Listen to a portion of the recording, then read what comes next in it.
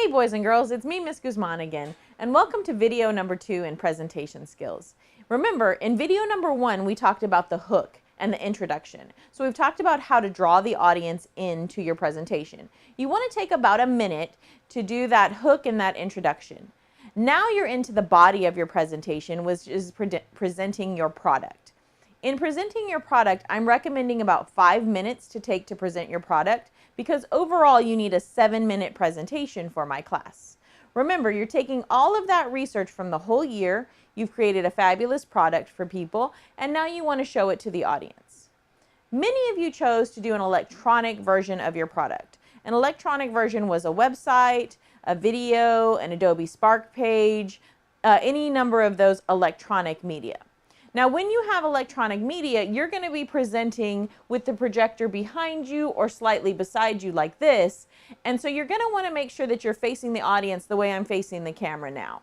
Okay? What you can do is look, you can glance every once in a while at your product and talk about what page you are on your website, talk about what section you're on your Adobe Spark page. But remember, as you've glanced up, you're kind of paraphrasing. You're not reading what's on the whole presentation, and you're talking to the audience about what's on that page. So perhaps you have a home page about exoplanets, and so you're telling them, so as you can see on my home page about exoplanets, I have information about what an exoplanet is.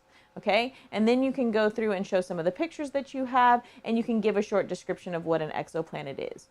That is how you would want to present for 5 minutes if your product was electronic.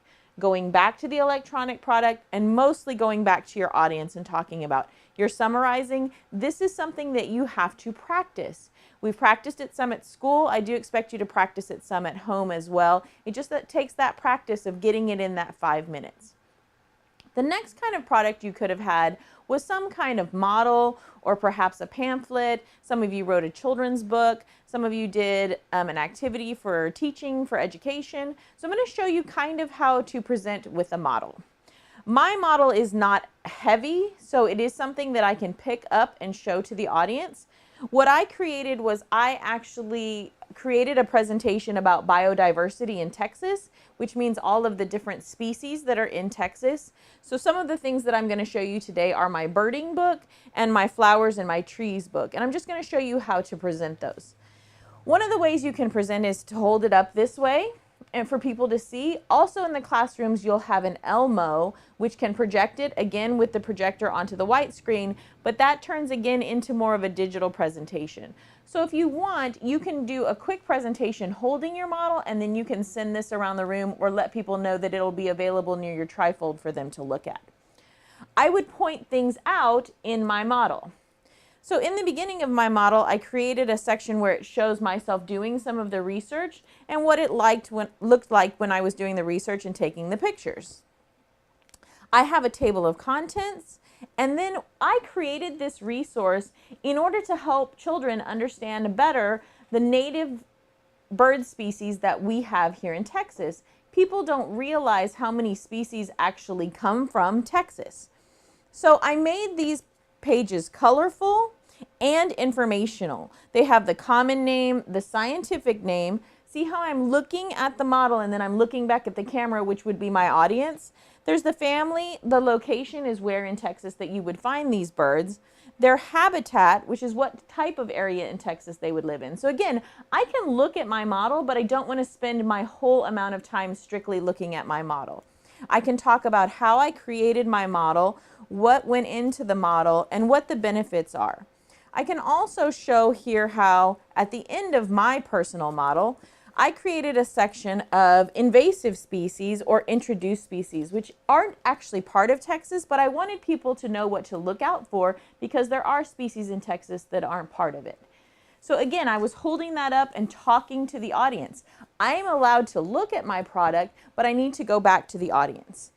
If I'm running out of time, one of the things I can do, because I have extensive models here, I have 3 different books that I could show off with numerous pages. One of the things I can do is just go to some of the things I'm most proud of and show off those things.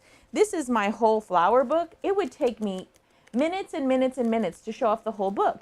People don't need to see the whole thing. They just need to see some of what I worked on. This is a basket flower. I thought it was very beautiful, and I could talk about how I pressed flowers and what that process was like. Again, this is something that I would practice and determine what things I wanted to let the audience know about. And as I practiced, I would see within that 5-minute time frame how I could fit all 3 of the books in, but how I could also continue to talk to the audience and look down. You can also use a note card like I did in Hook's video. Again, like in the Hook's video, you have the note card. You can look down for a moment, get your thoughts together, and go back to the audience. Always remember when you're presenting, you want to go back to the audience. All right, that wraps up video number 2 for presenting your product. The last video we're going to have in the series is how to conclude. Thank you.